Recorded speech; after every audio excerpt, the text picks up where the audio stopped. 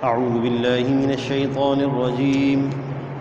بسم الله الرحمن الرحيم.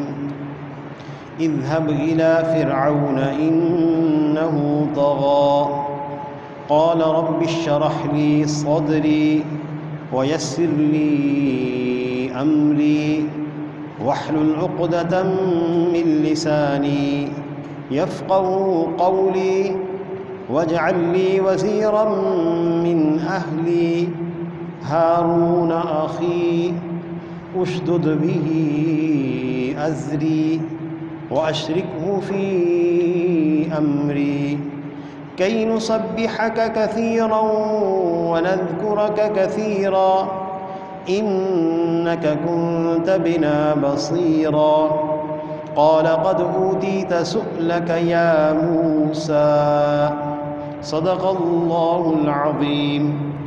سورہ طٰہٰ کی آیت نمبر 24 سے لے کے آیت نمبر 36 تک کی تلاوت کی اللہ پاک نے توفیق عطا فرمائی. اس سے پچھلی والی آیات میں حضرت موسیٰ علیہ السلام کو معجزہ دیے جانے کا ذکر تھا، جس میں عصا کا سام بننا اور پھر ہاتھ کو بغل میں لے جانا اور اس کا روشن اور چمکدار ہو جانا. حضرت موسیٰ علیہ السلام کو جیسی ہی منصب ملا تو اللہ جل شانہ نے یہ ارشاد فرمایا اذهب الى فرعون، فرعون کی طرف جائیے، انہ طغی، وہ حد سے باہر نکل گیا ہے، حد سے بڑھ گیا ہے. فرعون نے جو دعویٰ کیا ہے وہ دعویٰ خدائی کا ہے، ربوبیت کا دعویٰ ہے. ایک ہے کہ کوئی آدمی نعوذ باللہ نبوت کا دعویٰ کرے، رسول ہونے کا دعویٰ کرے، پیغمبر ہونے کا دعویٰ کرے. فرعون نے ربوبیت کا دعویٰ کیا، خدائی کا دعویٰ کیا اور یوں کہا انا ربکم الاعلی، میں تم سب کا بڑا رب ہوں. تو یہ حد سے باہر چلا گیا ہے. منصب نبوت جیسے حضرت موسیٰ علیہ السلام کو ملا تو انہوں نے اللہ کی ذات پر توکل کیا، اپنی صلاحیتوں اور اپنی صفات کی طرف نظر نہیں کی اور ایک دعا مانگی ہے. یہ وہ دعا ہے جو ہمارے ہر بچے کو، ہر بیٹی کو، ہر بیٹے کو اور اسی طرح ہمارے تمام نوجوانوں کو، ہم سب کو یہ دعا یاد ہونی چاہیے. یہ دعا وہ ہے جو قوت حافظہ کو بڑھاتی ہے اور اللہ تعالیٰ کی مدد کو ساتھ لینے کا بہت بڑا ذریعہ ہے یہ دعا. اور خاص طور پہ ہمارے وہ نوجوان جو یہ کہتے ہیں کہ ہمیں یاد نہیں ہوتا اور سبق بھول جاتا ہے، اگر وہ اس دعا کے مانگنے کا اہتمام کر لیں انشاءاللہ اللہ تعالیٰ اس سبق کو، اس تعلیم کو ان کے قلب میں محفوظ فرما دیں گے. حضرت موسیٰ علیہ السلام نے بڑی عجیب دعا مانگی. قال رب اشرح لی صدری، اے میرے رب میرے سینے کو کھول دیجیے. چونکہ نبوت کی بہت بڑی ذمہ داری تھی اور خاص طور پہ ذمہ داری تبلیغ کی تھی، اور دعوت اور تبلیغ کی ذمہ داری ایسی ہے کہ جب بھی آدمی اس کام کو انجام دیتا ہے تو مقابلے میں ضد اور عناد کا سامنا کرنا پڑتا ہے، جس کی وجہ سے انسان بسا اوقات بے حوصلہ ہو جاتا ہے. اس لیے اس کا لفظی ترجمہ تو یہ ہے رب اشرح لی صدری، اے میرے رب میرے سینے کو کھول دیجئے، اور بامحاورہ ترجمہ یہ ہے اے اللہ مجھے وسیع حوصلہ عطا فرما. جس جگہ رکاوٹ آئے یا لوگ ضد پر سامنے آ جائیں، مقابلے پر آ جائیں، تو میں بے ہمت نہ ہوں. ویسر لی امری، اور میرے کام کو آسان کر دیجئے. مفسرین نے اس کا معنی یہ لکھا ہے کہ جتنے اسباب اس دعوت اور تبلیغ کے لیے چاہیے اے اللہ مجھے سارے عطا فرما دیں، اور جتنی رکاوٹیں اس میں آتی ہیں وہ سب اپنے فضل سے دور فرما دیں. اور یاد رکھیے گا مفسرین نے یہاں ایک دعا نقل کی ہے، اگر یاد ہو جائے تو بہت اچھا، عربی میں یاد ہو جائے ورنہ اردو میں یاد کر لیجئے. یاد رکھیے کہ اللہ تعالیٰ جس کام کو چاہے آسان فرما دیتے ہیں. کوئی کام اپنی تدابیر سے آسان نہیں ہوتا، اللہ تعالیٰ کے فضل سے آسان ہوتا ہے.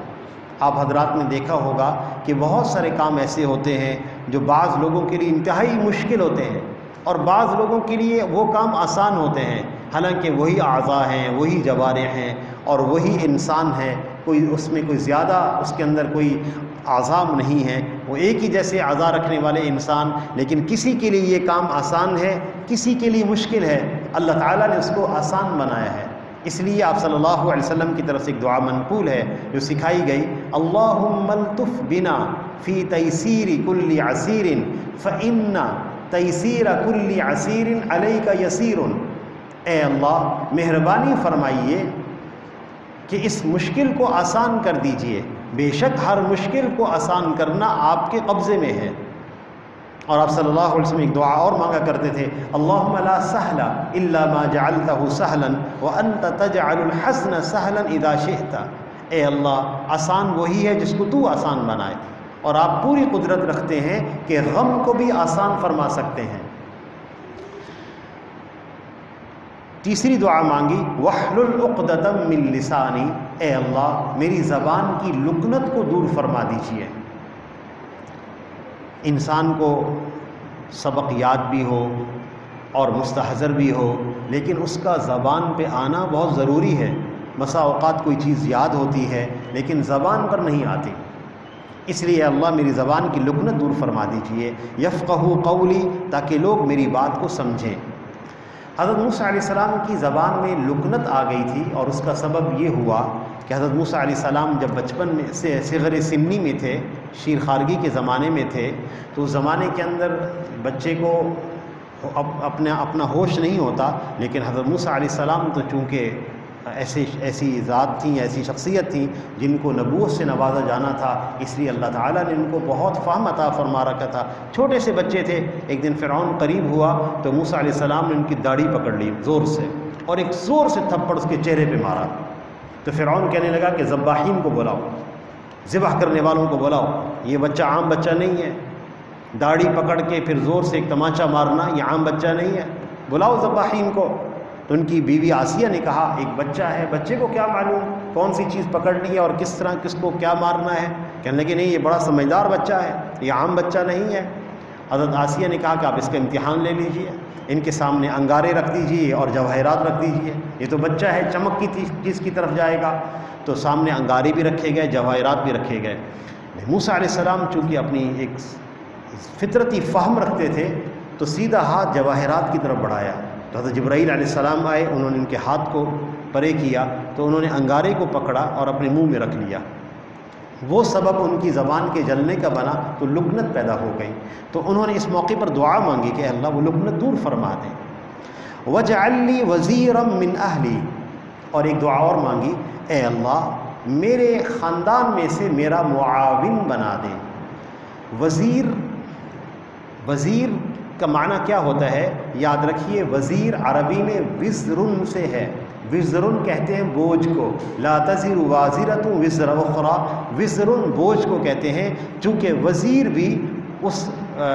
وزیر بھی بوجھ اٹھانے والا ہوتا ہے، اس لیے وزیر کو وزیر کہا جاتا ہے۔ اس لیے فرمایا وَاجْعَلْ لِي وَزِيرًا مِّنْ أَهْلِي، اے اللہ میرے گھرانے میں سے، میرے خاندان میں سے ایک میرا معاون بنا دیجئے۔ ہارون، میرے بھائی ہارون کو، اخی جو کہ میرے بھائی ہیں، یعنی ہارون جو کہ میرے بھائی ہیں، اشدد بہ ازری، ان کے ذریعے سے میری کمر کو مضبوط کر دیجئے۔ یہاں ایک بات ذہن نشین رہے کہ حضرت موسیٰ علیہ السلام اللہ کے رسول اور نبی ہیں، اور حضرت ہارون علیہ السلام موسیٰ علیہ السلام کی دعا مانگنے کی برکت سے اللہ تعالیٰ نے ان کو بھی نبوت عطا فرما دی تھی، لیکن حضرت ہارون علیہ السلام نبی تھے اور حضرت موسیٰ علیہ السلام رسول اور نبی دونوں تھے۔ رسول اور نبی میں فرق کیا ہوتا ہے؟ رسول اس کو کہتے ہیں جس کو اللہ کی طرف سے ایک کتاب بھی دی گئی ہو اور رسالت کا منصب دیا گیا ہو، اور پھر اس رسالت کے منصب کو ادا کر رہے ہوں، اور نبی اسے کہتے ہیں جن کو محض تبلیغ کا حکم ہوتا ہے اور نبوت سے نوازا جاتا ہے اور وہ تبلیغ کرتے ہیں، ان کو نئی کتاب نہیں دی جاتی۔ رسول کو نئی کتاب اور شریعت دی جاتی ہے۔ قرآن پاک میں جن کتابوں کا تذکرہ ہے وہ 4 ہیں، جس میں سے تورات سب سے پہلے، پھر زبور، پھر انجیل اور قرآن مجید۔ اس کے علاوہ صحیفوں کا ذکر ہے، وہ صحیفے چھوٹے کتابچوں کو کہتے ہیں۔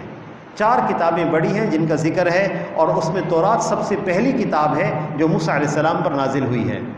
اور یاد رکھیے گا کہ 1,24,000 انبیاء علیہ السلام کا مبعوث ہوئے ہیں، جن میں سے تفسیر ابن کثیر کی روایت کے مطابق 313 رسول ہیں جن کو نئی کتاب اور شریعت دی گئی تھی۔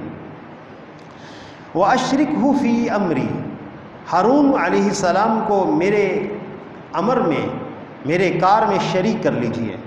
بس اس دعا مانگتے ہی اللہ نے ان کو نبوت سے نواز دیا تھا، وہ مصر میں موجود تھے اس وقت۔ کئی نسبحک کثیرا ونذکرک کثیرا، تاکہ ہم آپ کی خوب تسبیح بیان کریں اور آپ کا خوب ذکر کریں۔ تسبیح کہتے ہیں پاکی بیان کرنا، جس کے الفاظ قرآن پاک میں یا احادیث مبارکہ میں اس طرح آتے ہیں سبحان اللہ۔ تسبیح کہتے ہیں پاکی بیان کرنے کو، اور ذکر یاد کرنے کو کہتے ہیں۔ علماء نے لکھا ہے کہ دعوت اور تبلیغ کی ذمہ داری اس شخص سے صحیح طور پر وہ شخص صحیح طور پہ ادا کر سکتا ہے جو اپنی دعوت سے پہلے خوب ذکر کا اہتمام کرے، اور جو ذکر اور تسبیح کا اہتمام نہ کرے اس کی دعوت میں اثر نہیں ہوگا۔ اس لیے موسیٰ علیہ السلام نے فرمایا ہم خوب تسبیح اور تیرا ذکر کریں۔ اور ایک اور بات مفسرین نے لکھی ہے کہ کثرت ذکر اور اللہ کی تسبیح اس صورت میں ممکن ہو سکتی ہے جب آدمی کو صحیح ماحول میسر آئے، اس لیے انہوں نے ہارون علیہ السلام کو ساتھ مانگا ہے۔ اس لیے اچھا ماحول، اچھی صحبت ذکر اور تسبیح یاد دلانے کی ذریعہ ہوتی ہے۔ انک کنت بنا بصیرا، بے شک آپ خوب دیکھنے والے ہیں۔ موسیٰ علیہ السلام نے یہ دعائیں مانگی تو اللہ تعالیٰ کی طرف سے جواب آیا، قال قد اوتیت سؤلک یا موسیٰ، اے موسیٰ جو کچھ آپ نے مانگا ہے ہم نے سب آپ کو عطا کر دیا ہے۔ تو ایک تو یہ رب اشرح لی صدری یہ دعا ہے، یہ ہم میں سے ہر ایک کو یاد ہونی چاہیے، ہماری بیٹیوں کو، ہمارے بیٹوں کو، ہمارے جوانوں کو، سب کو یہ دعا یاد ہونی چاہیے۔ اس دعا کے ساتھ اللہ کی بڑی مدد کا وعدہ ہے۔ ہم کس طرح کی دعائیں اپنے لیے کر سکتے ہیں؟ جو دعائیں اللہ تعالیٰ نے ہمیں خود سکھائیں، اور ایسی دعائیں کہ جن کے سکھانے کے بعد یہ بھی فرمایا کہ یہ دعائیں مقبول ہیں، ہم نے یہ دعا اور یہ عرضی قبول کی ہے، لہذا اللہ سے درخواست یا اللہ سے دعا ان الفاظ کے ساتھ کی جائے جو الفاظ اللہ تعالیٰ نے ہمیں خود سکھائے ہیں۔ اللہ تعالیٰ سے دعا ہے اللہ ہم سب کو عمل کی توفیق عطا فرمائے۔ وآخر دعوانا ان الحمد للہ رب العالمین۔